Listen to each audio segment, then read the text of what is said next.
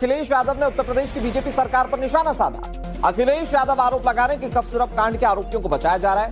यही वजह है कि एक ही इलाके के जवानों को एसटीएफ में शामिल किया गया। अखिलेश यही नहीं रुके, उत्तर प्रदेश सरकार से सवाल पूछा कि आखिर कफ सिरप कांड के आरोपियों के घर अभी खड़े क्यों हैं, बुलडोजर उस पर क्यों नहीं चलाया गया। 700 कंपनियां सोचिए आप, और हो सकता है इससे ज्यादा कंपनियां हों, और वैल्यूएशन वाले जो अधिकारी हैं वो भाग जा रहे हैं, वैल्यूएशन नहीं कर सकते। सुनने में आया कि जिन पत्रकार साथियों ने वो वीडियो वायरल किया है उनको भी ढूंढा जा रहा है। कोई घटना हो जाए बुलडोजर चल जाता है, बुलडोजर तैयार रहता है। इस बार पता लग रहा है कि मुख्यमंत्री जी का ये जो खिलौना बुलडोजर है, इसका ड्राइवर भाग गया है, चाबी खो गई है लगता है इसकी, चलने के लिए ईंधन नहीं है उसमें। कोडीन सिरप में, कफ सिरप में जिन एसटीएफ को जिम्मेदारी मिली है ढूंढने की, वो सब एसटीएफ के लोग मिले हुए लोग हैं।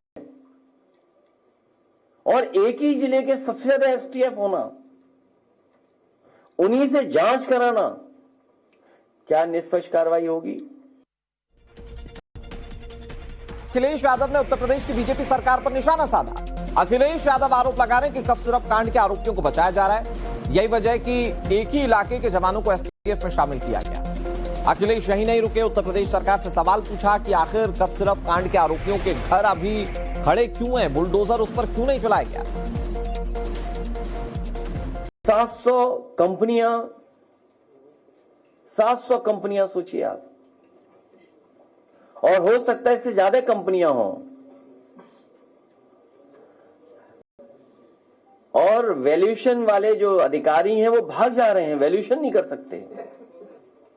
सुनने में आया कि जिन पत्रकार साथियों ने वो वीडियो वायरल किया है उनको भी ढूंढा जा रहा है। कोई घटना हो जाए बुलडोजर चल जाता है, बुलडोजर तैयार रहता है। इस बार पता लग रहा है कि मुख्यमंत्री जी का ये जो खिलौना बुलडोजर है, इसका ड्राइवर भाग गया है, चाबी खो गई है लगता है इसकी, चलने के लिए ईंधन नहीं है उसमें। कोडीन सिरप में, कफ सिरप में जिन एसटीएफ को जिम्मेदारी मिली है ढूंढने की, वो सब एसटीएफ के लोग मिले हुए लोग हैं। और एक ही जिले के सबसे ज्यादा एसटीएफ होना, उन्हीं से जांच कराना, क्या निष्पक्ष कार्रवाई होगी?